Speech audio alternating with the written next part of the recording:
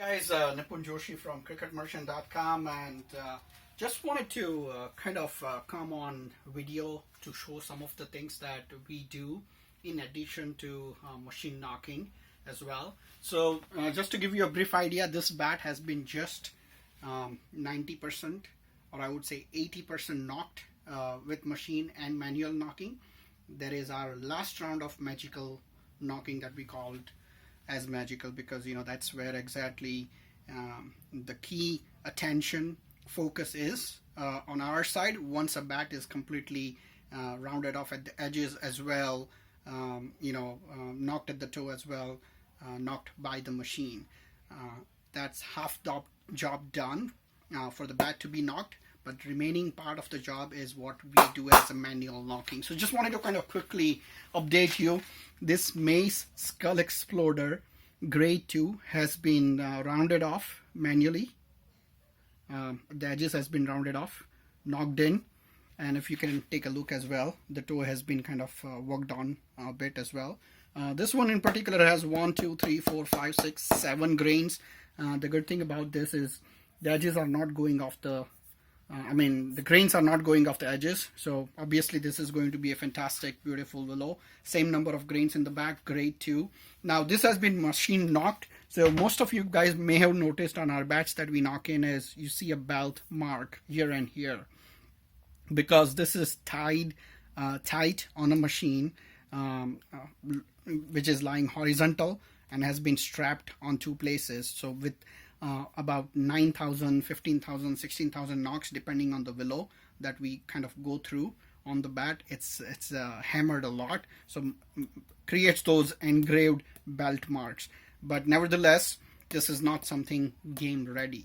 So if the stores outside other than Cricket Merchant says this is game ready, once the machine knocking is done, that's BS.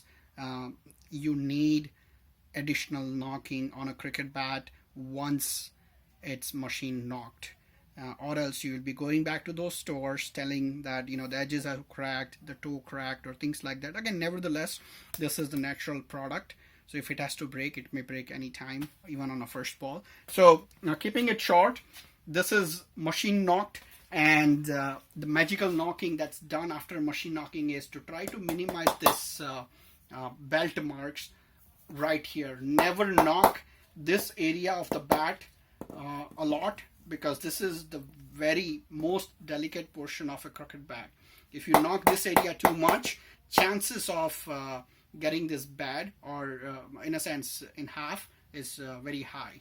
Okay, so here is what we do. Now keep in mind, this is something to show you guys how you can knock a cricket bat once it's machine knocked. Obviously the magical rounded off edges. So toe is something you want to hold the bat with handle. Never hold it and knock, or any part of the bat, never hold it here and knock the bat, okay? Because what this does is, when you knock this, the vibration is in the handle. It's made of 12 cane with a rubber insert or a cork insert that starts vibrating, and that the glue that's used to glue those 12-piece cane starts separating, or the life of the handle goes down. So never ever knock a bat holding here. Always make sure the handle is gripped really well and you have control on your hammer and the bat. Okay, so here is what we do. Once the knocking is done, the toe area has been kind of, you can see it's kind of a round, as simple as it is. If you look in from the front, it's anti-clockwise, or you can't do it like this because that's tough. You have to do anti-clockwise round motion with a force that is going to knock the toe off the bat. Okay, so this is what you do continuously. There are chances you may lose the grip, so grip with something that has additional grip on the glove. Okay, because the force with which we hit, or I hit on a bat, is something that if you are the owner of the bat, of this bat, you won't like it. But that's exactly how the bats are knocked in. Okay, so this is what you do.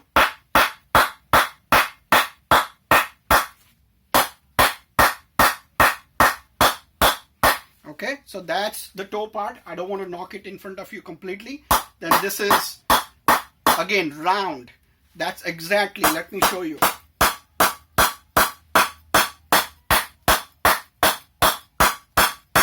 can see the vibration.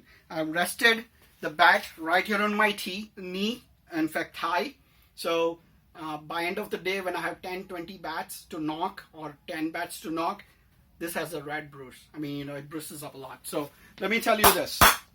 This is how you knock. And make sure when you do that, go in line, okay? From top to bottom or bottom to toe. The force at which I hit here, I cannot hit here at the same force, okay?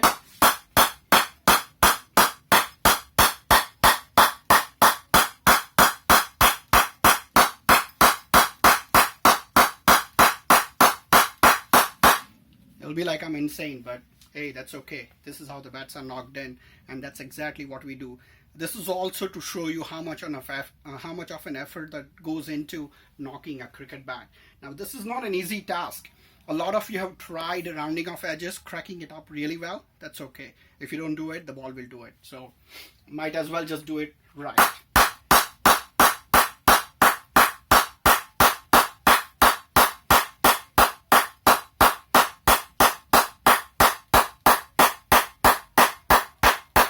So that you need to continue for another 30 minutes, constant or with breaks, not more than 30 minutes. Keep in mind, do not knock this area with the same force intensity that we knock it from here. Again, you will have issues if you don't do it in the round anti-clockwise, because they will start creating cracks. The grains will start opening up. So having said that, having done all that, let's take a look at the ping on this bat. It's not done.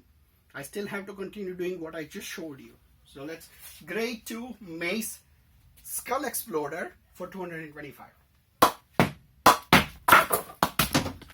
Sorry. But that's what happens when you do it really well. The knocked bat, okay? And this is a new ball. This is a new ball.